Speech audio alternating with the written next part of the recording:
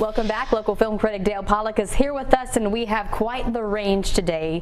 Dale, all right, now the first one we want to cover, you gave it one of your top ratings. Let's get right to it, The Invisible Man. Well, if anybody thinks this is a remake of the 1930s movie with Claude Rains, which is kind of jokey and comic, this is not that. This is Elisabeth Moss, who has made a bad relationship, a bad marriage, and she thinks she's escaping, but what she finds out is that her supposedly dead husband has actually found a way to turn invisible.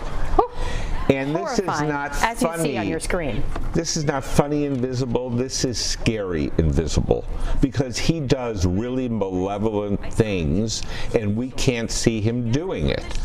This film had so many twists and turns. I saw a couple of the twists coming, but there were 2 or 3 others that just really rocked me. This film by Leigh Whannell, who did several of the Saw movies, which I detest because I think they're torture porn, but he learned his lessons well. He wrote and directed this film.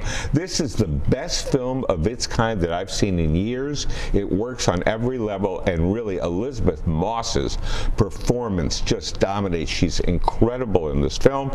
It's coming out way too early. It's too bad because she could be an Academy Award nominee for this kind of acting that she does in The Invisible Man. It's just a terrific film. And if you know anything about Dale, his high praise is rare, so listen to him when he says this. This has it doesn't come often, that's true. All right, now shifting to the other spectrum of the popcorn meter, we're going to talk about Seberg. Well, this is Kristen Stewart trying very hard to make a very popular actress of the 60s come to life. Jean Seberg is actually best known for a French film she did called Breathless with Jean-Paul Belmondo, directed by Jean-Luc Godard. It's a seminal film of the French New Wave. Her American career never really took off, and the reason this film offers for that is that the FBI was surveilling her and really destroying her career. So Kristen Stewart spends most of this movie looking really paranoid. Anthony Mackie is her lover in the Black Panthers, which is what brought her to the FBI's attention.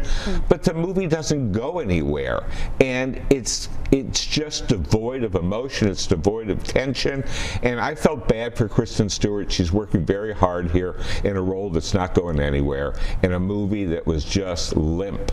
It just doesn't have any dramatic tension or potential that you see coming.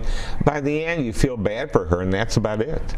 All right, so taking a look at that Amazon movie and then one you can watch in theaters, how are we doing on the popcorn meters real quick? Well, I rarely give a genre, what I would call a genre film, 5 stars, but The Invisible Man merits those. Dun, da, da, da. That's right. And the other one, 2 popcorns, because Kristen Stewart is trying hard, but the story, the direction, everything else in the movie is working against her, and the result is just a failure.